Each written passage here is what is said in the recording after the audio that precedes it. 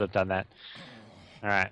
Anyways, guys, welcome back. This is your G1 League Qualifier. We are here with Dreamz from the Philippines up against ForLove from China. This is the qualifier for the tournament where there's 52,000 US dollars roughly at stake. It's in some Chinese currency, which is like equivalent of like 400,000 somethings. But this is going to be a game number 2. Dreamz took game number 1, and we are going to see whether ForLove can come back or if Dreamz will take this 2-0. Jules on Queen of Pain, as well as JYC playing a very well-played Rubik last game, managed to secure Dreamz the Game 1 victory. Joining me is Will, aka Blitz Dota, as you all know him from his very popular stream. And how are you doing? What do you think we'll be seeing in this game number 2? Okay, so Dreamz actually is going to opt to ban Rubik, which I think is the good idea. Giving it in general is just a bad idea. Yep. ForLove opting not to ban it, because I think they were trying to get it first. Wonder if they'll just go straight back to the Darkseer first pick. Yeah, I mean, I feel it didn't work too well from last game. I mean, partly because it was running as a jungle Darkseer. They went with something very unconventional. First pick Queen of Pain, okay. I feel like that's as much to deny it for Dreamz as it is to pick it themselves. Yeah, and she is still a very good mid, and they ban both the premier mid heroes that do well against her. TA and Invoker are banned, as is Rubik, who also does a good job against her. So Queen of Pain should be relatively uncontested mid. Should do a good job one-on-one. Yeah, I feel it does do well against most of it. I mean, even we saw last game, it does well against the dual lane. There aren't really many dual lanes which just can prevent Queen of Pain from farming. So Dreamz now, where do they want to go? I mean, they may want to pick up the Chen again for Woots. It is one of his sort of signature heroes.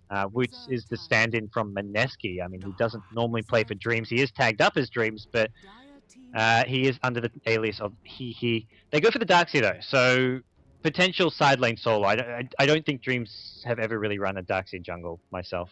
I hope not. I seriously think the potential that hero's being limited like crazy if you do run him as that. And so we'll see how it is giving up a Darkseer this early in return for a Queen of Pain. That's as much of a respect pick as I've ever seen one.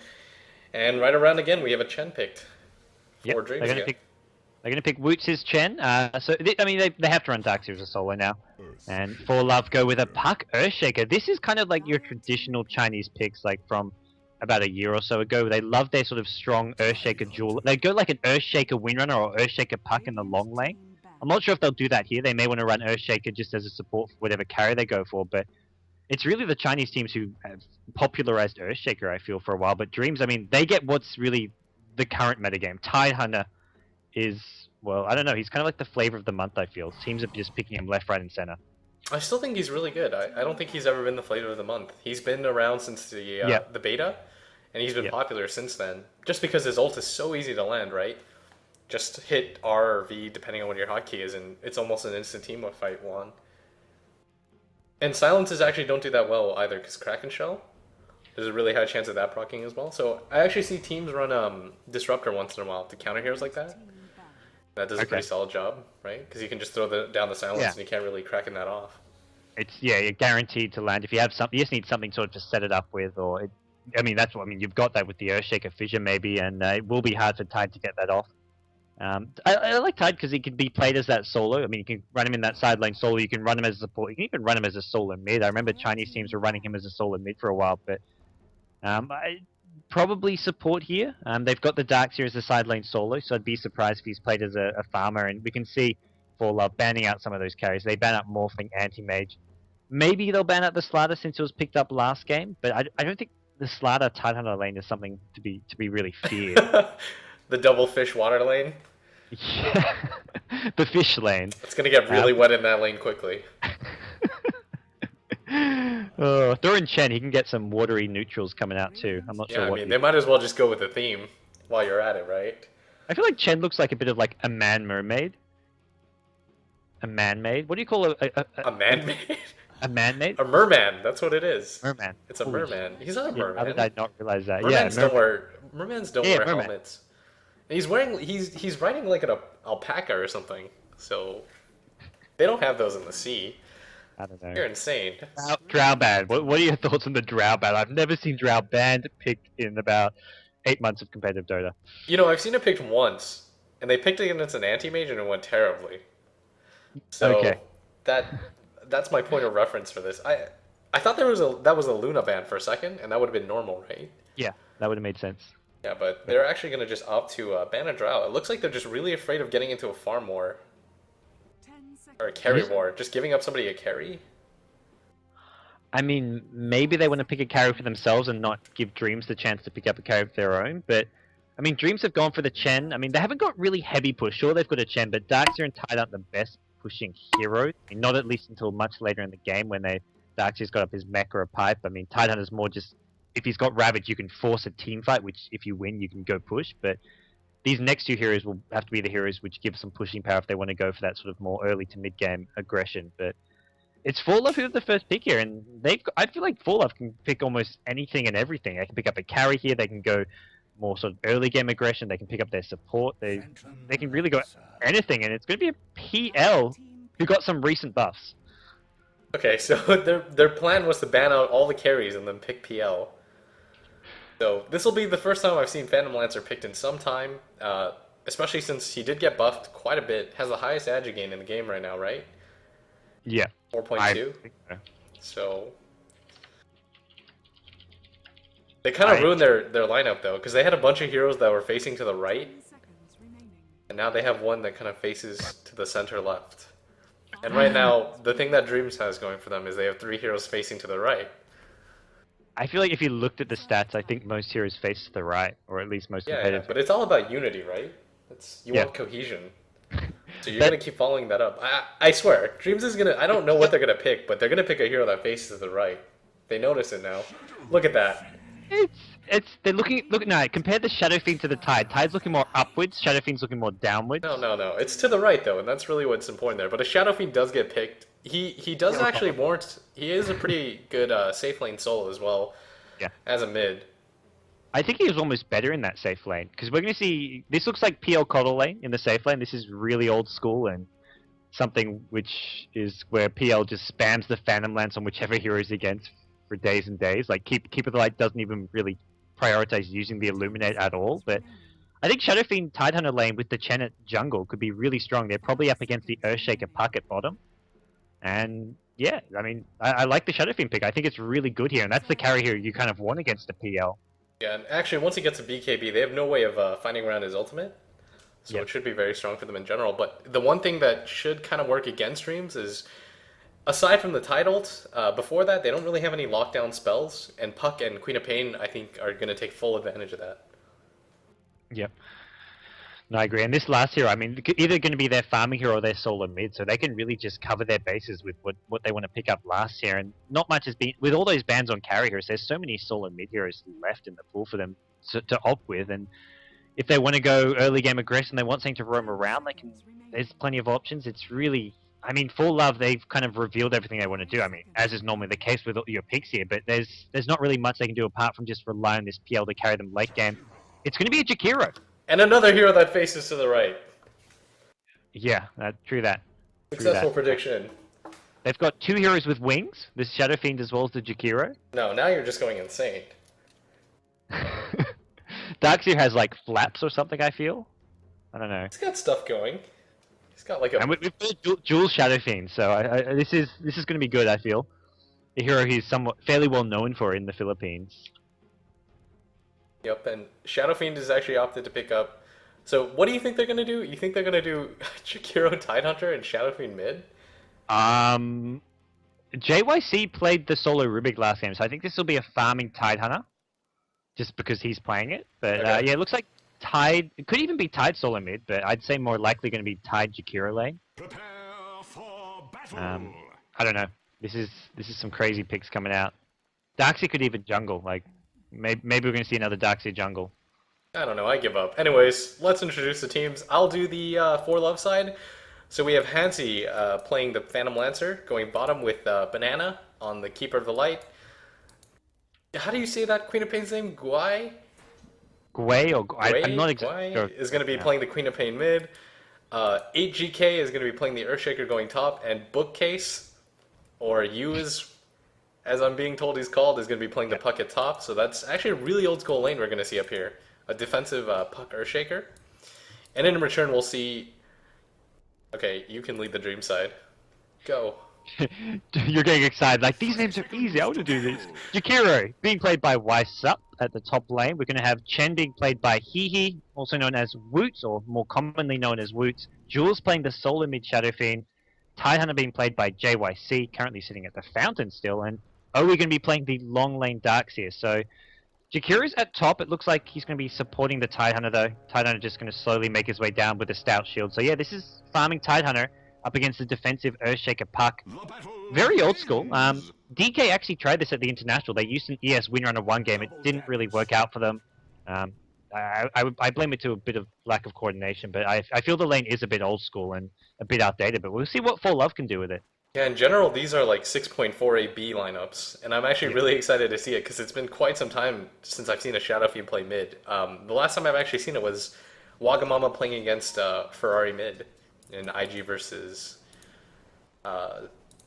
Infused, which I actually played in and we won. Huzzah.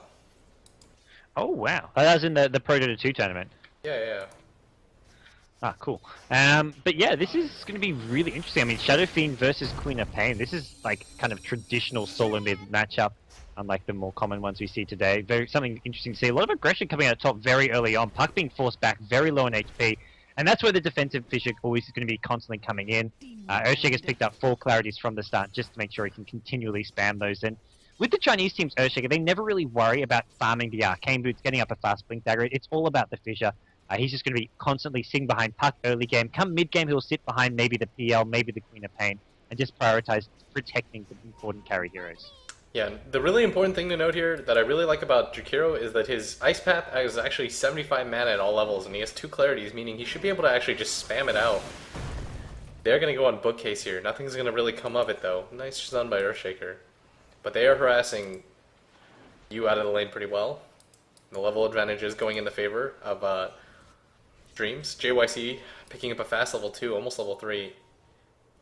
Yep. And they've de-warded this pool, so if they want they probably want to start doing this soon. I guess for now, Jakiro needs to stay in the lane to help give some protect to this Titan, but they'll want to start stacking this pool and going for that. It looks like Woots will make his way over there. Shadow Fiend is playing really aggressively up in this Queen of Pain. It's pretty fun to watch, too. And the Queen of Pain actually kind of looks a little tentative, which is something I'm surprised, especially since she has Blink, so if things go terribly wrong for her, worst comes to worst, she should be able to get Blink, but Jules being able to impose his will, and he's almost going to get a bottle as well. Yeah, those early last hits it's really like this snowball effect where if you get the early last hits, then you just sort of can actually win the lane against Queen of Pain, but if you don't, then Queen of Pain just dominates you. It's very sort of a small thing can decide this matchup in some ways.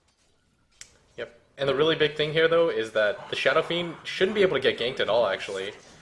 As soon as the Earthshaker leaves, it's going to be really obvious for Dreamz that Earthshaker has gone, because I mean where else is there for him to go, and Keeper of the Light isn't really going to be able to gank anywhere, as he's just going to opt to babysit. And I talked about this last game, but the Darkseer against the melee carry matchup really working in favor right now for Dreamz, as he's able to just force the PL out. No farm almost. He's sitting on 9 creeps. He's being forced to constantly like farm under his tower. I mean, Darkseer's got 7 creeps himself. PL's gotten down. He got down to about like below 50 HP there. I mean, he's really struggling at this bottom lane in some ways, not getting the free farm he'd like. Yeah, and, Queen of Pain's actually getting backed up right now. Jules does pick up his bottle. I think he will elect to bottle Crow, especially since the rune has been taken already. So, one more bottle charge. We'll just see a passive farm war right now by Jules. I don't actually think he can kill the Queen of Pain unless crazy outplay happens. Yeah. But I mean, he's fine just doing it that way. And I mean, none of his teammates are too desperate to use that bottle. Oh, they're actually going to see some aggression here. Oh, Queen of Pain disjoints the last right click. Jules would have had that kill if not for that blink out. And Queen of Pain, bottle on the way, I believe. No upgraded courier yet for the Radiant team. Bottle is coming, but it looks like Queen of Pain is going to blink back to Fountain to heal on up. But Jules, I mean, getting the better of that clash, I feel. Yeah, and Dreamz in general is just having a better way of it in the lanes right now. Their top is winning. Tide does have... Actually, Chen has the most CS right now, but it is backed up by the Tide. And then the SF right there with them as well, and he's going to pick up a haste rune at bottom. So he is level 5 now. Queen of Pain just on the verge of 5, but Queen of Pain is losing the level advantage right now. And it doesn't look like PL is getting too much farm, especially for being a short lane, just at 16. Yeah. I mean, they just haven't been able to keep this lane equilibrium. And Darkseer, I mean, he's just one of those heroes who can really disrupt. I mean, you can push out the wave into the tower with the Iron Shell and then get it back. But even ForLove, I mean, with the pulls happening from Keeper of the Light, they're just giving this Darkseer a lot of XP. He's actually getting really low at bottom lane. He's struggling a bit now. I mean, he's got this one Soul Bless, but with the land spam, PL's now hit level 5, so this is where PL's really going to try to push Darkseer out of the lane. He's also got the Tranquil Boots. There we go, gets the kill, actually. PL, I mean, yeah, he's finding his own now. With these Tranquil Boots and the Chakra spam hitting level 5, I feel this is really the point in this bottom lane where Darkseer is going to start to struggle. Yeah, I had no idea. I didn't actually see that happening, because I didn't think Darkseer would ever die against that lane. The Darkseer is actually just going to get forced out of the lane again. He does have a salve, so he should be fine. And top lane's actually being pushed out. 200 HP on that tier 1. Looks like they'll take it with this push too, as the Earthshaker's opted to go mid and just sit behind Guai. Maybe they're looking for SF to just get aggressive.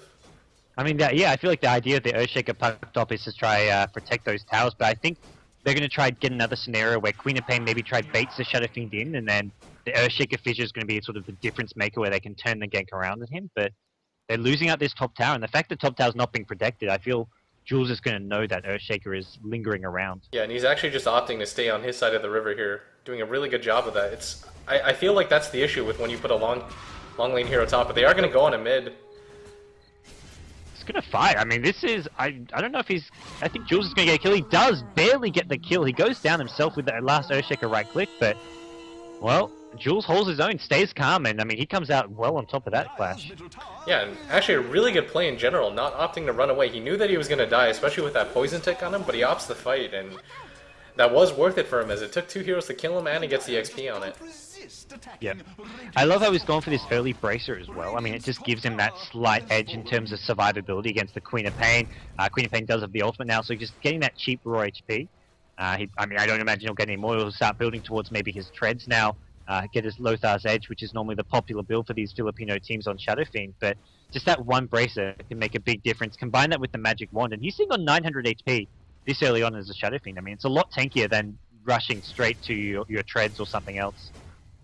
Completely agree with you, and he does pick up an early wand. Completely agree with that decision as well. He's getting relative free farm as well too. He's got 10 more CS than the next person, dominating the Queen of Pain in Last Hits and Denies right now. Queen of Pain having a rough go of it in general. She's only level 6. The big thing to note here is that SF is level 8 now. And top isn't actually doing too much. The Tide is still only level 5. So Puck did get a relatively free level 6. Kiro whiffs. Well, they may want to use this level 6 now to make something happen. They're going to try to go on the Shakira. He doesn't want to break this coil. He does do so, unfortunately. ES has another fission, not even going to need it. They get the Jakiro. Tidehunter's still lurking around. Tidehunter's got a decent amount of farm. He's actually sitting similar creep kills to the Phantom Lancer. So Tide with the Arcane Boots has a Magic Wand coming out and getting very close to that level 6 ultimate. Yep, and JYC gets healed up. He's still not level 6 though, and that's the thing of concern right now for Dreamz. They did take down the tower, but not level 6, so it's kind of difficult for them to fight around the map without that. Yeah, no, I agree. And for now, I feel Dreamz are just waiting for those ultimates. They want to have the Chen heal. The Chen's getting close to level 6, and same for the Tide. Almost has that level 6 ultimate. Whereas ForLove, I mean, they're just going to have to keep playing it. Their strategy doesn't really change when they hit level 6. I mean, they're going to continually have Keeper of the Light protecting the PL at bottom lane and farming. They're going to find Shadow Fiend here. PL's actually come in for this. Shadow Fiend could be in a good deal of trouble here as more spikes come out, but it does look like Jules goes down. Yep, a little bit of an overplay by him. 5 heroes are actually down here right now. Guai's going to blink in. They do catch it. The heal does come out, but the VL Lance is enough. And PL actually picks up a decent amount of gold there. He's at 1700 now. Wow, they're diving the Darkseer. They actually dived that far for Darkseer. Queen of Pain using ultimate, doesn't even have mana for blink now, which is a bit of a problem. He's getting pinged on like crazy, but I don't think it'll matter. Keeper of the Light's pulling him. Keeper of the Light's pulling him out. Oh, that's gonna save his life maybe. Chen's coming in. I don't know if Chen has enough damage. Test of Faith is there. It's level 2. He kind of was a bit indecisive about which hero to go for, though. Yeah, he just kind of let it go. I think he could have actually gotten the Test of Faith off on the Queen of Pain, or at least attempted it. Yep. I mean, he must have been expecting it to be a blink up soon, but he didn't realize just how low he was. He does manage to find the Earthshaker with the help of the Tide here. Tide's now in the mid lane. Ravage is up. He doesn't have the mana for it, though. We will see some mana boots up soon for him. He's got a clarity as well, so he's going to have the mana in just a second here. Woots actually hasn't bought anything on his chain. He's sitting on 1800 gold with a completely empty inventory, so possibly some arcane boots going to be coming up any second now. I can't imagine anything else, unless he's just got a one-shot for a mech. After this tower, he should be really close to it. Yeah. But he just doesn't have the mana pool to sustain a mech. Mech and ultimate, like that's all his mana, and then you want to be using maybe a test of fate, a defensive one more than to save a teammate. But that's another 200 mana, so I mean you've got the arcane boots on Tide, not going to really be enough on its own. Jakiro, another hero we haven't really seen too much of, but has managed to sort of help that Tide a lot I mean Tide has been somewhat free farming at the top lane because of this Jakiro play, and the new ice path is just ridiculous. Yep. Especially since it's a 75 mana cost, meaning you can essentially spam it, and if people run into it after the fact, it does freeze them. So it's a really good positioning spell in general. Yep. It's much easier to land. I remember hating the old ice path. You have the cast animation, the travel time, and this ice path is just instant and almost guaranteed to actually land if they're in range. Yeah, it's actually more difficult to miss the ice path than it is to hit it. And you only last 7 seconds. Did you know that? That's such a long duration. You can't step on that. That's pretty cool. That's 7 seconds where you can't run on that. Ice path does? Really? Or no, the ult. The ultimate prediction. Oh, the ult. Oh, yeah. Oh, the ult. Okay. Yeah. And that I remember seeing lately. I'm thinking, holy crap, that does a lot of burn damage. Okay, so they're setting up for bottom. Tide's actually going to TP top. PL just really wants that relic. He's at 2.6k gold now. Yeah, the Tide gets TP'd bottom, but he only has 240 health. I don't know why he's down here without healing first, but he does have his ultimate, so that should be enough in case anything happens. But I think Kotal can just spam this down with his level 1 Illuminate and clear creep waves. And PL's only... Interesting build from him. He's gone for a lot of points in stats. He's only just got his first in Doppelwalk. I mean, the level 1 Doppelwalk has a high mana cost, but with the Keeper there, spamming the Chakra on him, I mean, that's perfectly fine for him. And they're going to pick up another kill. Why able to pick up 2 there? Or 1 for him and 1 for the Phantom Lancer. This is looking good for ForLove. I mean, they're going straight for the Radiance. They're opting not to sort of use the PL's new ridiculously high agility to go for sort of a more early game aggressive build, whether it's a Diffusal into a Man-Style. They want that Radiance, and that's kind of the more conventional way to play him. And right now we're looking at a very fast Relic with this PL build. He's got 3,200 gold right now, just shy of it, of getting the Relic itself. And once he gets the Relic, it's free farm central! Yeah. That's when you're farming like 2 different lanes, neutrals all over the place, and it gets a bit ridiculous. And that Tide is looking to go bottom. They do have the dust off. They want the PL by the looks of things. Ravage gets popped as well. They're actually going to be hasting his way in. And poor Puck. He's the one who actually goes down. As they do end up... Tidehunter, they turn this around. I mean, this is... I mean, Dreamz, I mean, have they overextended a bit here? I mean, Shadow Fiend coming in and... Well... I don't know. No, the Darkseer's gonna go down. That's a triple kill. The SF is actually just sitting at top. Doesn't have a TP on him. He does have a Shadow Blade, though, completed at 13 minutes. He solo killed someone at top lane. He solo killed the Earthshaker at top. So Earthshaker was just chilling top, I think, trying to farm his arcane boots, and Shadow Fiend decides, okay, I'll take that kill. I don't think he used an... I don't think he... Yeah, he must have used his Shadow Blade, but he didn't use his ultimate. But Shadow Blade just in onto the Earthshake. I mean, that's a pretty easy kill with all the right-click damage he can do. Dire's bottom tower is under attack. So he is actually going to be able to pop any of the supports pretty quickly. I do like the fact that he opted to get such a quick Shadow Blade. At 12 minutes when he picked it up, very useful. Should be able to pick off any of the supports relatively early. And Puck actually only has 700 health. So that should be an easy kill as well for him. It'll force them to invest so much gold in Sentry Wards as well, and their supports who aren't really getting any farm at all. Oh my god, and he went back in, but the Chen with a really nice outplay in general there. Oh. His Chen does go down, but he gets the quap, so I think he'll take that trade most times out of 10. The Earthshaker ulted to stop Hurricane season, but really nice well-timed ult. Stops the Queen of Pain's scream from finishing him off, and 1 right click from the neutrals was enough. And the PL, 3.3k gold. He did go down that last team fight, so it did slow down that relic. He would have had it just about now if it wasn't for that death. He's going in towards his bottom lane, trying to defend it. Coddle's there to try to apply some illuminates to these heroes, but for the time being, it looks like Dreamz is just going to back things off for now. Not a single level 1 ult for Jakiro. Pretty standard though at this point. Dual Breath and Ice Path is more effective. Yeah. I'm kind of surprised though that he didn't level a single one in Liquid Fire. Would have made pushing top a lot easier. It's got a lot. Yeah, I feel like Liquid Fire is one of those spells where you either have to go all out getting point. Having 1 point, it's because it's such a long cooldown though. I feel like you have to either go all out or just not at all. But They're gonna catch the Coddle. Does go down, but PL, his Radiance since bottom has been delayed quite a bit. He was at 3,200 gold 2 minutes ago, and now he's sitting at 34. But still, any sort of Radiance on PL makes pushing kind of impossible. Especially with the spam that Earthshaker and Coddle can throw out. They've done a really good, like you say, they've done a really good job of slowing it down though. Like, I mean, he could have had it a minute or so ago, but he's been forced into this jungle. He can't farm bottom. All these heroes are just sitting in his bottom lane, so he's just kind of in the neutral creeps now, just trying to get whatever farm he can there. And Dreamz are applying pressure. They're starting to get some towers here, and the entire time, SF is just free farming away at top lane. He's picked up Boots of Travels now as well, so Shadow Fiend can TP in at any time, and this is something Dreamz are kind of known for. They'll go for this split push where they have their main carry sort of solo pushing one lane, and then the other 4 heroes grouped up as we're seeing it towards this bottom lane. His farm is ridiculous. He has 130 CS at 16 minutes. I know that is kind of skewed with neutrals, but still, that's 130 CS at 16 minutes. The general mark for a mid player, especially since somebody else is going to deny against you, is about 100 at 20. Yeah. And right now he's just kind of kicking the crap out of that mark.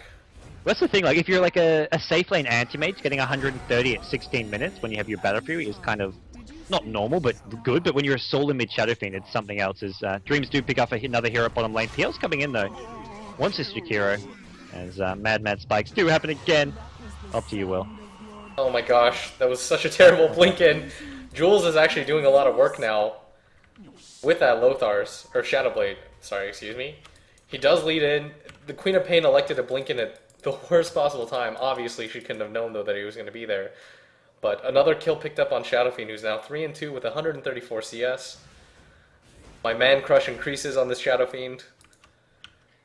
Man, Jules is playing well. Like, but he Boots of Travel into that fight as well. I think it was like farming mid or top lane. Just says, okay, team fight going on. I'll just rock up, and I mean, he's got a lot of farm. Yeah, this is actually really big. This kind of reminds me of the old 6.4 AB style, where you would get Boots of Travel first on Shadow Fiend, and then you would just transition to a big item after that, like a BKB. Yeah. And it's just, I mean, you use it to farm the whole map. Yeah, there's the BKB. He's picked up a Mithril Hammer. So we'll be going for that BKB next. And, I mean, he finds a free lane. I mean, he's just got so much control of this map, and they can't really gank him, I mean, that easily at least. There's only Sentry Wards on the Keeper of the Light, and they're going to be used more defensively than to try gank the Shadow Fiend. They can't really try gank him with their heroes at all. I mean, Earthshaker Fissure does have some long-range initiation, but it's just not really enough. PL has finished his Relic. Well, he's got his Relic. He hasn't finished the Radiance yet, which is a bit of a worry for this PL. We're 18 minutes in, but he's been given this safe lane to try and farm that. Yeah, and the gold per minute right now is 526 for the Shadow Fiend, 404 for the Queen of Pain, and 350 for the PL. So the PL with safe lane farm is kind of lacking a little bit, and Jules is on the run right now. Looks like he's going to set up for a kill at bottom. Do they have a dust? Just going to ult in. Sentries. A sentry does go down. They're baiting him. Goodbye, mana.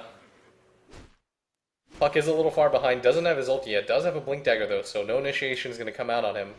One bottle charge does go off, and it looks like everybody's down here but the Chen.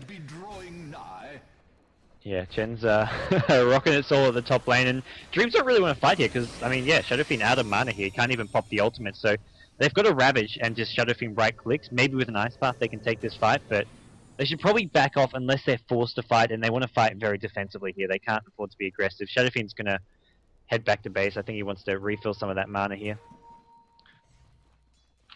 And just to reset, PL does have his Relic. Pretty much has his Radiance with this wave. Provided he doesn't fail and miss all the creeps. So there's the Radiance. It is a bit late though, 19 minutes in, and he has nothing else. Yeah. Doesn't have any HP items, only the wand to go with it. No Vit Booster, no Vanguard, nothing like that. And the cheapest possible boots. Yeah. No, I agree. I mean, he was looking to get it around sort of the 16-minute mark, but then Dreamz just really sort of tightened the pressure. Especially, these four heroes have been bottom lane for like the last 5 to 8 minutes here. Shadow Fiend's joined them as of late as well, and he's going to be looking for another initiation. There are Radiant Sentry wards, so he can't really use that Lothars to go in, but I mean, he's not too worried. I mean, he's just farming neutrals, getting whatever farm he can. He's only 1,300 away from his BKB now, and Chen solo pushing top, so forcing PL to come back and defend. And PL does have his Radiant, so he's just going to kick him out of the lane. Bottom, it looks like they are going to push in. The one thing I do like what Dreamz is doing is that they aren't getting a tower here, but somebody's farming. Whereas FL was just kind of 5-manning at bottom, so not a whole lot was accomplished for them during that time. The PL's farm was severely delayed there, and nobody actually got any levels at the same time. Yeah, this PL I feel is going to need a couple more big items. I mean, ForLove, their hope is to take this really late game with a fat PL, but by that point, I mean, you're up against a big Shadow Fiend and all kinds of other scary stuff, as Shadow Fiend's actually going to be... No, he's not going to go too much on top lane. Chen's going to Sentry wards, so if they really think they can get this PL, they can make a go on it, but I just don't feel they have really the correct disables to actually kill this PL, who's going to just go ahead into those top neutrals now. Keep on getting that farm up. He needs those next big items. I feel he just needs HP at this point to survive. I mean, Diffusal's great and all, but it's not going to give him any survivability. Late game, the one thing that FL does have going in their favor is that Dreamz doesn't have a lot of lockdown spells aside from the Tidal. Aside from that, they're kind of lacking in disables. So if they can kind of get the farm up and not trade terribly badly, the mobility should work out in their favor. Yeah, actually, I mean, yeah, looking at it, I mean, Earthshaker, Puck, Queen of Pain, much better sort of mid to late game heroes as Jakiro. He's going to find this Keeper of the Light, and he's mincemeat for this trio at bottom. The other thing, I mean, look at this Darkseid. Darkseid's in the game. I mean, like, we're going to see a wall of replica on the PL, and that's kind of going to be annoying. Very annoying. I mean, Darkseid will get his own PL illusion army. Shadow Fiend almost has a BKB. He's 300 off. Yeah. Then things are going to go crazy. Yeah, he did slow down quite a bit.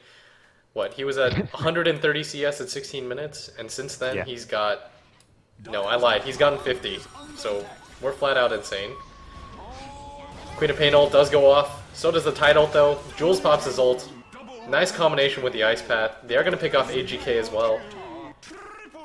And they get a Roshan with that as well. That's a big team fight for them, and there's his BKB. PL's just solo farming, solo pushing. I mean, there's nothing he can do to fix that fight. He's just going to get caught in the Ravage SF ulti. Maybe he doesn't die in that fight, but he's not going to really contribute anything at all, except maybe a pick off on a support hero. So he's just counter pushing, doing the best he can. Shadow Fiend now, actually no, not Shadow Fiend. Darkseid takes the Aegis. Wow, I guess they don't think he needs it, especially with the BKB. Yeah, Jules is proving to be manlier than we even thought, as he doesn't even want the Aegis. The Dyer's poor top tower. PL ports down bottom. 2,300 gold on him. What do you think the next item will be on him?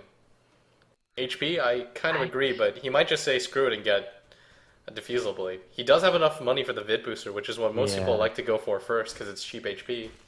That's what I was thinking. Vid Boost would be good, but yeah, the fact he hasn't bought it yet could be Diffusal. I mean, maybe just starts building towards a Manta style. That can give him some survivability. We'll see here in a second.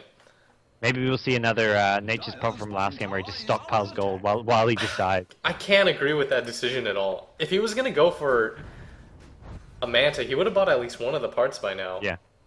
Well, if he's going for anything except a Reaver, he would have bought something by now. I mean, he could be going straight for the Heart. Radiant's Heart is kind of one of, I mean, the tankier option for builds. But I mean, like you say, get the Vitality Booster. It's a more cost-effective way to make that Heart. Yes. And I feel like Bookcase is going to be the really big hero here. As long as their Puck can get a really good initiation off, they should have an excellent chance of winning a fight. Especially with the Wombo combo that they have, with Earthshaker, Puck, Queen of Pain, blow spell after spell. The only issue is that it's all magic damage. And Yeah. SF does have a BKB. And there is a Blink Dagger now on the Tidehunter. Oh, that's going to be a big problem. I mean, Tide, and he's getting close to a pipe, so we're going to see pipe mech with Blink Dagger on Tide. So it's with the pipe mech. I mean, sure you've got the wombo combo, but so much of that damage will just get negated by those two items. The only problem here for Dreamz right now is they do have the major advantage, I feel, in terms of farm, and in heroes in general for this setup in the game. Yep. But Keeper of the Light spams out lane so quickly, as does Puck and Earthshaker. It's gonna take them a long time to push unless they win a big team fight, and then there's heroes down. They can maybe take these outer towers. I mean, even taking these outer towers, like they haven't pushed a single tier 2. They've hardly dented these tier 2 towers except the top one. So all that spam is working wonders so far. With pushing, it's actually not... A lot of it isn't the heroes, but... Or with counter pushing, it's just the ability to clear creep waves, as you can't actually push without them. So... Keeper of the Light just kind of standing there, spamming Illuminate, not much going on.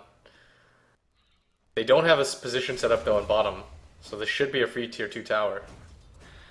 Yeah, they're going to take some time to get there, and this is kind of what happens when you pick Coddle PL. Sure, it's a great defensive and you can just turtle for a while, but if they move you around, I mean, go from middle to bottom, I mean, they're coming here now with an Illuminate, but by now, this tower's taking a lot of damage, and Jules should just be able to take this down with his DD rune, and they're actually going to look for that engagement maybe with this Blink Ravage as ForLove forced to back off a lot.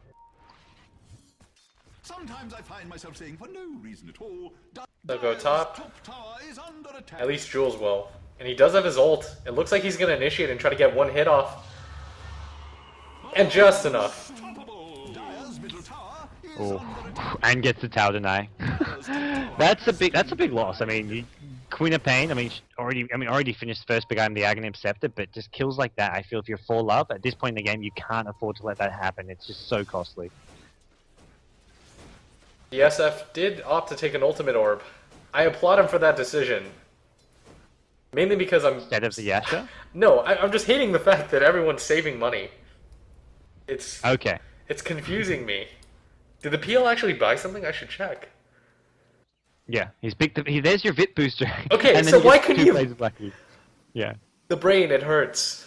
It hurts This is so the build. much. This is the build I would have thought would be optimal for this game. Vit booster into Diffusal, but he just didn't buy the Vit booster earlier, which There was no reason maybe not to, though. Courier in use. Only logical reason. For like Courier was 5 in use. minutes? Okay, whatever. So we'll go with the fact that the courier was in use and that was the reason why he didn't buy Yeah. Vit Booster. Manta almost out on Shadow Fiend. He does have the most farm by far. Let's look at the XP graph. Really big in favor of the Dire. 12k experience. Yeah. Looking at the gold, 7k. So not Not too as big. massive. Yeah. PL's looking big though. Like, I mean, look at him. He's going to have Diffusal Radiance, and just he's got enough gold for it now by the looks of things, and that's with a Vitality boost. So we can see how he just flash farms a lot better. I mean, Shadow Fiends can farm pretty damn fast, but PL can farm in so many locations at once because of all those illusions. So I feel PL could get up a very fast heart. If Dreamz don't maybe win this game in the next 10 or so minutes, then PL could get ridiculously big, and then you've got heroes like Queen of Pain to provide some additional backup damage as well. Yes, and more turtling going on as they clear the creep wave. They kind of just stand there Radiant's with the middle creep tower wave. is The under attack. Clear the non-existent creep wave. pretty Strike down much. the minions. The I Aegis feel should like be that- going down soon. Okay, the blink goes off. Finally, both get their initiation off. SF does try to pop his ultimate. The BKB does go off. It hits absolutely nobody, but it's a celebratory ultimate and a BKB. The PL does come in a bit late. Queen of Pain is at top actually during this entire time. Really nice initiate by the Darkseer. Really liking that idea that he had with getting a Blink Dagger on top. Yeah. And the pipe is popped and they're going to finally take mid tower. Tower is under attack. It was the item they needed to. I mean, Blink on Tide is one thing, but maybe they just keep track of Tide, and then Darkseer just gives them another option for that initiation. Queen of Pain going to drop ultimate, just doing anything to stall. And I mean, at this point, it comes down to just, like you say, continual spam, continual turtling. But the heals, I mean, the Chen, Hand of God, Mechs, I mean, they're just keeping everyone as sustained as possible. But for now, it looks like ForLove may just turtle for another day. Yes, maybe that was their strategy. Let's intentionally make our Keeper of the Light and our Earthshaker super weak, so they respawn so fast that they can continue to spam waves. Yeah, don't give Keeper any more XP, otherwise he'll This take is it for him. Get out of this fight, man. And he's totally out of the experience range, so he's proving me right now. Yep, he's doing good. Earthshaker as well needs to be Now careful. they need to run away. They do catch the Chen off. Not enough damage though. Bookcase does pick off the Tidehunter, and then everyone just kind of vamooses away. Chen opting to TP out, just gets away.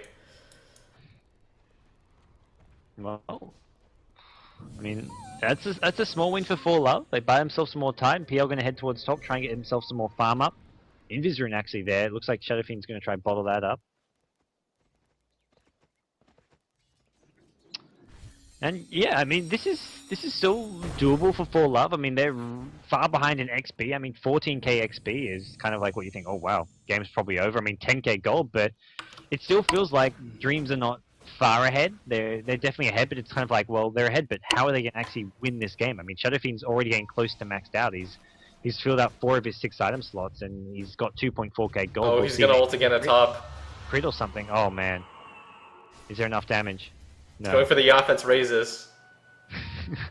Does pop the invis. PL does the smart thing. Instead of just running straight back, he's going to TP out. Does have a defusal on him now, too. And he gets mana leaked for good measure. It looks like they might initiate on him. Yep, Puck's going to pop it. And I assume he'll just kind of run away. BKB, TP. He didn't have much mana, so I think he decided, okay, let's get back to Fountain. Yes. He eats up a BKB charge though, so small loss I should say, but he's going to buy his next big item. I mean, I guess Butterfly Crit is where he kind of rounds off his last 2 item slots with. Maybe gets a lifesteal, a Satanic in there, but this PL's, he's still behind, but he's slowly narrowing the gap, it seems. Nothing's happening. Everyone just kind of continues to farm. The Chen is gonna spite steal a creep, so PL can't farm it. Nope. See, I feel if this was Enchantress, you could steal the PL illusions, and it would make PL very redundant. Dreamz would just like instantly win with like a PL illusion, or you could just like continually steal those PL illusions with enchant, and it would just be ridiculously strong. But unfortunately, it's a Chen. I mean, he's still stealing creeps out of spite. And decisions fueled by spite are good. And they're going to pick off Jules here. His BKB is down. His ult does pop after the fact. But it looks like they're just going to kind of run away again. Yep. Jules finally does die. But he had a grip of money on him. He did spend it on an Eagle Horn. Well, I mean, no buyback, so I mean, ForLove basically going to use this good 75 seconds they've got to get at least 1 tower, maybe even go for a couple.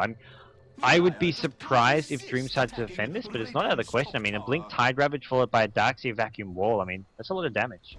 Yeah, at bottom, it looks like they can initiate on this. The Soul Ring is popped. He does have Blink Dagger. Ice Path goes down. And the first missed Ice Path of the game. I didn't know you could miss Ice Pass. I thought it was like homing now. At this point, it really is. So, shame on you, friend. ForLove make a smart decision there. I mean, if that was me, I'd be like, look, we just killed this SF, like no one else can do anything, let's 5-man push bot, get 2 towers, but I feel like they would have been team wiped there if they did that. They definitely would have been, especially with the combo that they have. Yeah. So much AoE on their team. And they're charging through the jungle here, Darkseer just surging his way, looking for anyone. Earthshaker's got a blink though. Yes, and actually, something to note. Keeper of the Light and Earthshaker have leveled once since we last talked about them.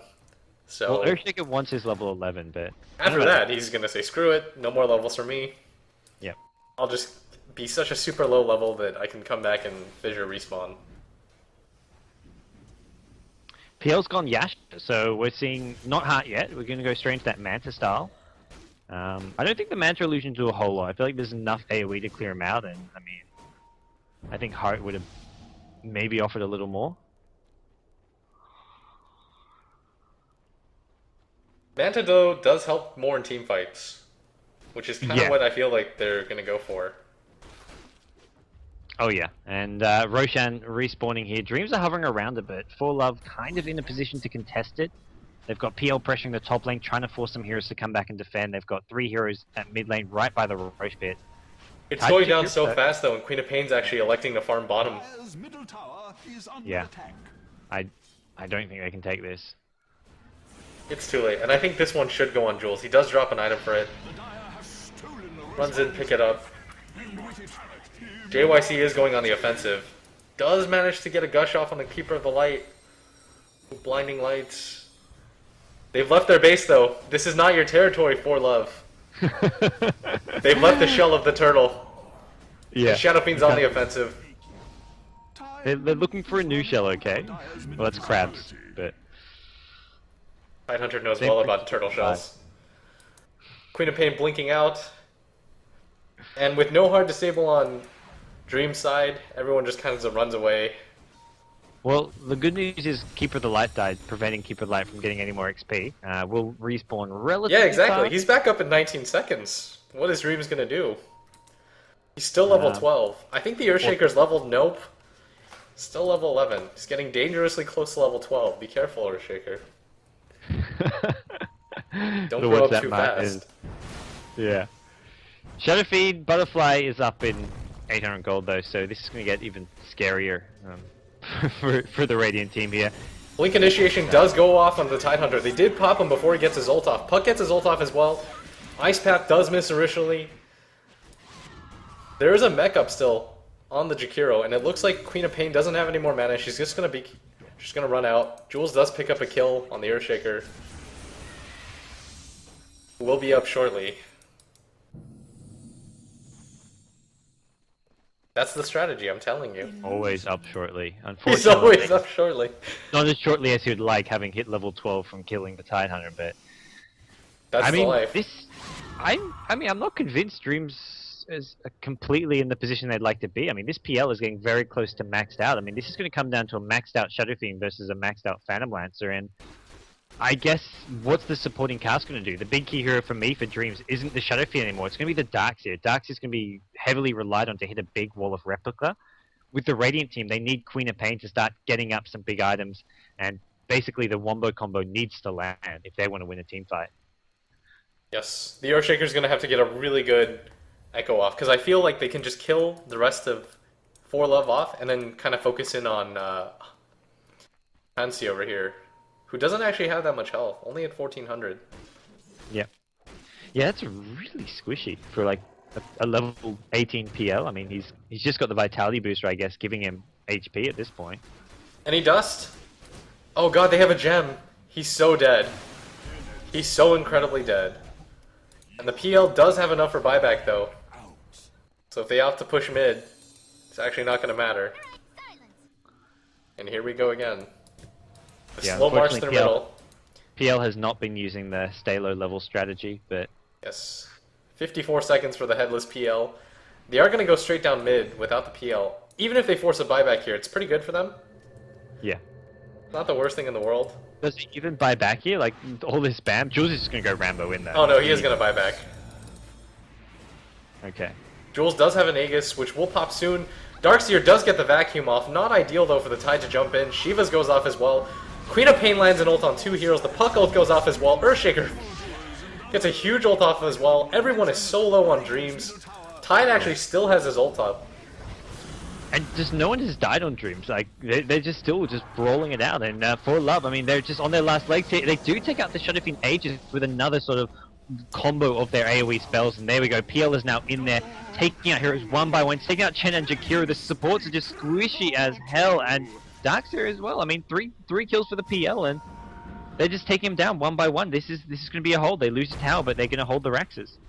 Yeah, this is the big thing here, that they held the Raxes. PL got a bunch of kills there. He actually made back his money. So if he opts to go for the heart, he should be really close, just 1200 off. And the Manta should be completed on him as well, if he opts to go for the Manta. He may as well buy it now. I mean, his buyback's on cooldown for 4 or 5 minutes. There's no point saving up that gold, so buy the Reaver or buy the Manta, whichever way he wants to go, and get on with it. But yeah, I mean, once again, Dreamz forced back. I mean, losing 3 heroes, also losing the Aegis. Jules picks his Helm of the Dominator up, so he is going to be going for a Satanic. He has a full Butterfly too. Yeah. And I think the Blinding Light is kind of screwing him over. That and the Tide wasn't able to get an ult off in either of the fights. So far, FH doing a really good job of fighting around it. I feel like Blinding Light's one of those spells you always forget about, but it's like it can actually win team fights. Yep. Run away, Urshiker. Those levels are not for you, friend. He's hit level 13. Uh-oh. Oh, man. And here's where FL's strategy is going to come crumbling down. They're going to respawn too late now. It's going to happen, I swear. Yeah, lose team They've just shot. They've just shot themselves in the foot. I'm calling it now. No way to come back from it. They're too leveled. Many levels can't win. What have you done? Isn't that the weird XP thing? graph should be bigger. Their low levels actually kind of saved them for such a long period of time. Yeah, it definitely helped them out. I mean, it's a weird scenario where sometimes that faster respawn can help. Jules is gonna man up. No, he's not. He TP's out. They have no way of stopping the BKB on either side. Darkseer's getting pretty farmed. ForLove, the good news is Jules can't actually do the old little trick where you sell your BKB, get a new one to get a new 10-second BKB. They got rid of that. So this SF is stuck with a 5-second BKB for the rest of the game. Manta up on PL. He does catch out the Chen. Yeah, so I mean, from here on out, I mean, this is kind of like cat and mouse to some extent. I mean, basically, ForLove just want to kind of kite Dreamz around as much as possible, and then whenever needed, just group up for that defensive turtling where they just spam their spells from as far away as possible. But I mean, Fissure, Illusionary Orb, and Illuminate. I mean, some of the best long-range spam spells in the game. I mean, ForLove haven't even gotten all the Tier 1 towers. There's a Tier 1 tower still up at bottom, and they're still well in this game. Oh. Oh no. This could go badly for Darkseer. Completely out of mana. He actually does manage to get off the wall here, but he's kind of below in that, and as a result, ForLove actually can back stuck. off and regroup. Oh no.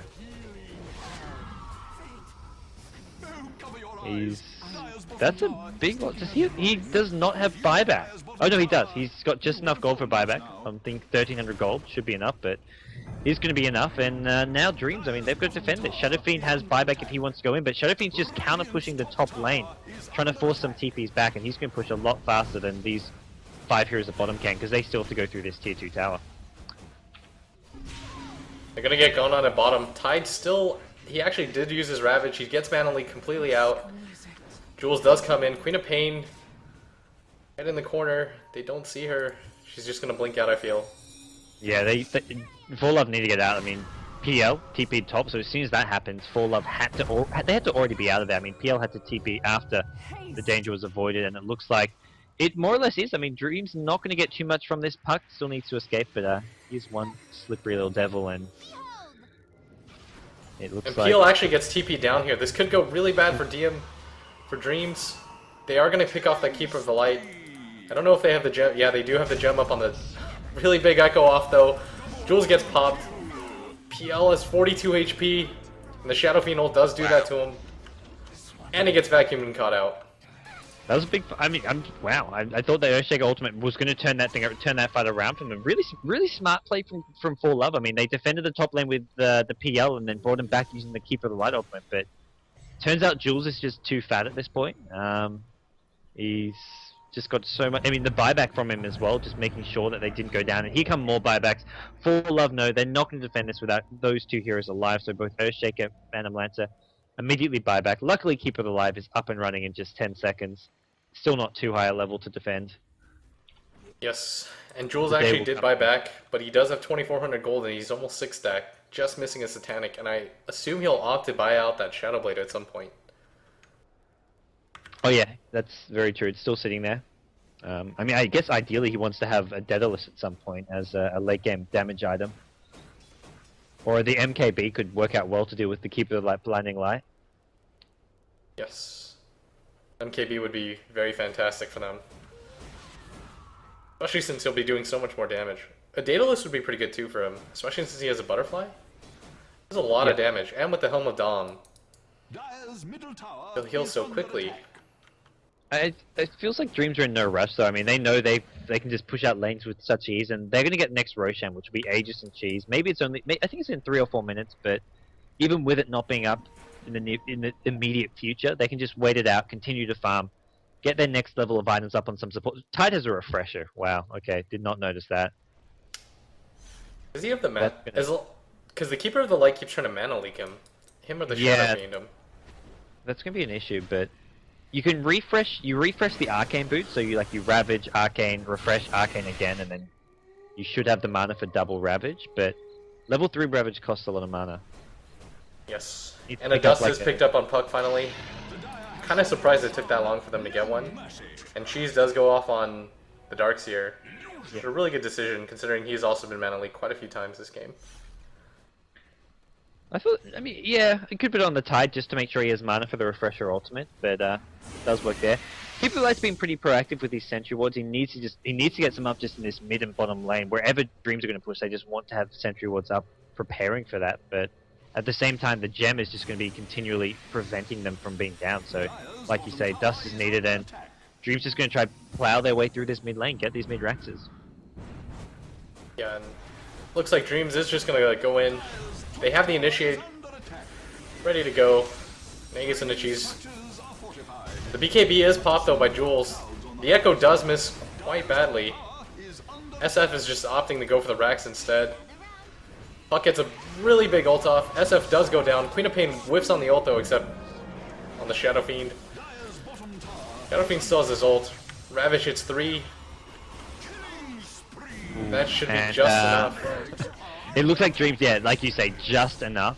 Queen of Pain going down does not have buyback, and they pick up the Raxes. So from here on out, I mean, Dreamz just narrowly surviving there. I mean, they had the Aegis, they had the Chen who surviving on red HP, and Darkseid didn't have to use the cheese, so I mean, they're still looking good here, but they can't really, they don't want to overstay their welcome too much. They haven't got the Wall of Replica.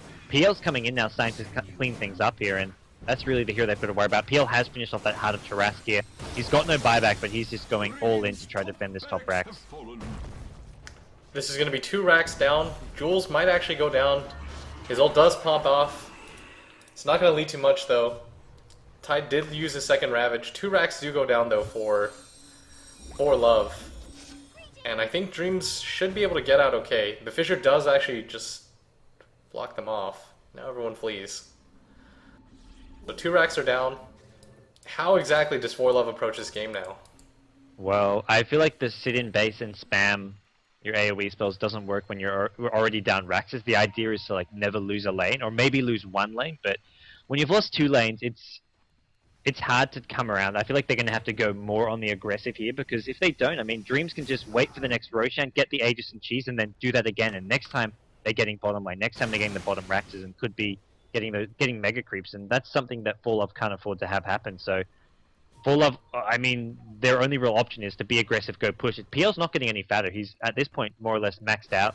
Maybe wants some boots of travel, maybe wants to upgrade his diffusal blade, but he's not getting much bigger than he is right now, and this is the time they go fight. Shadow Fiend, no buyback. They've got 30 seconds where they can make something happen. Tide Ravage is on cooldown as well, so they've got a good minute without Tide Ravage, and that includes the refresher. Yeah. If they are going to go for a GG push, now is the time for them to do it. Being on the defensive with this kind of lineup doesn't really work for them anymore. Keeper of the Light and Earthshaker are purely kind of defensive heroes at this point. So if they're going to do something, it should be accomplished right about now. Backing here would be disastrous, as it gives them more time to farm. Unfortunately, Shadow Fiend is back alive now, so things are not going to get much easier.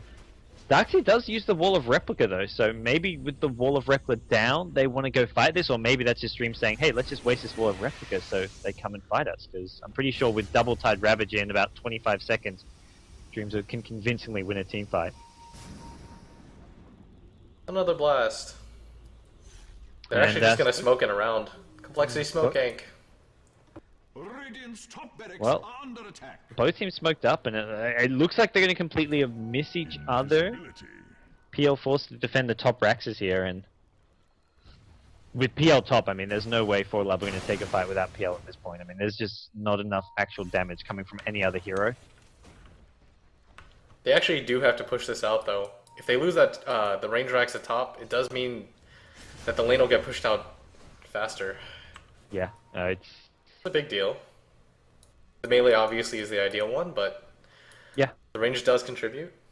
No, I agree. I think people underrate the importance of a ranged Rex being there. I mean, and even the buildings, like the ziggurats and moonwalls, I think they're somewhat important, acting as like a buffer between the creeps and the tier 4 towers. I think it's somewhat people just assume they're just there for no reason, but they have a purpose.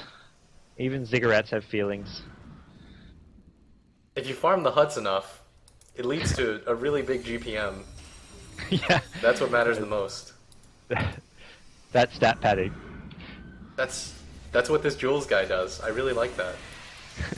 He's got the right idea. He's maxed out. Like at this point, I mean, okay, maybe the Shadow Blade you sell, but there's no other real changes unless he wants to sell his Boots of Travel and get a Divine Rapier. It's 2,200 gold too, so he's pretty close to a buyout as well. It's 489 CS at 50 minutes.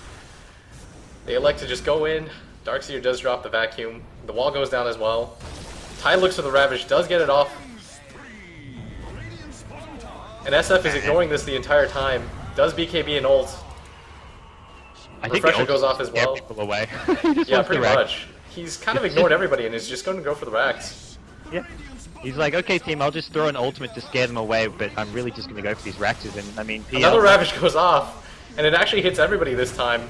Kotl goes down. Puck barely escapes, but this should mean Mega Creeps. Yeah, top lane's still up there. I mean, there's that ranged Rax that's just oh so important, but I don't think you can win a game with just one ranged Rax up. I mean, SF is Lotharsing his way towards the top lane with Tidehunter. PL is hot on his tail, but there we go. There's your Mega Creeps. And there is Mega Creeps. Jules opting to just ignore everybody in that fight. Is going for the right-click fight. Satanic is down still. But he barely escapes with 53 health. The Ty's going to go down as well now. Pops the Satanic, goes right back in there. Wow, did he two-shot that puck? Went down so quickly. Oh, and it looks like the GG calls are coming out. Jules is, yeah, some serious stat there, and definitely just May. I'd make Jules. I mean, going for the Raxes, I mean, that's what they want to use the Aegis, the Cheeses for, because these heroes are just so hard to kill. PL just win-walking in and out. Queen of Pain with Blink. Puck is hard enough to kill as it is, so I think he made the right decision there. The decision that would end the game. And Dreamz, they take it 2-0, so Dreamz are going to go on to the next round where they verse the winner of two other teams who I don't actually know, because I don't know a whole lot about what's going on with this tournament. But thanks, Blitz. Thanks for joining me, man. That was fun. I am so tired. You know, it's 5 AM right now? I hate you so much. I hear being awake at 5 AM generally is not a good idea. Not that I would know. I haven't cast them before. This went terribly. Not that I was up to like 6 AM last night playing Dota 2. That was... I didn't ask you to play. You felt the peer pressure. Wow, and that Shadow Fiend had 508 CS. He had 750 GPM. Not quite burning level, but it was close enough. It was pretty impressive. He didn't farm enough huts. That's what it was. That's really what determines a game at this point. The amount of huts you farm. And it's no anti-mage. Like, you can't really get too much higher than like 800 GPM on a Shadow Fiend. But man, Dreamz, the Pinoys, they're going to march on to the next round. And our next game is, well, not our next game. My next game is going to be EG versus Mineski. That's in, I want to say, 45 minutes time. Yeah, there's no way I'm going to be awake for that. And did you find a co-caster? Or somebody to cast for you? I think so. Someone sure? said they were... No, I'm not sure, but someone will cast it with me. I'll find someone in the chat. If you're in the chat and you want to stream, let me know. This is what it's come to? I'm desperate, guys. I see you gotta sitting ask there. Me.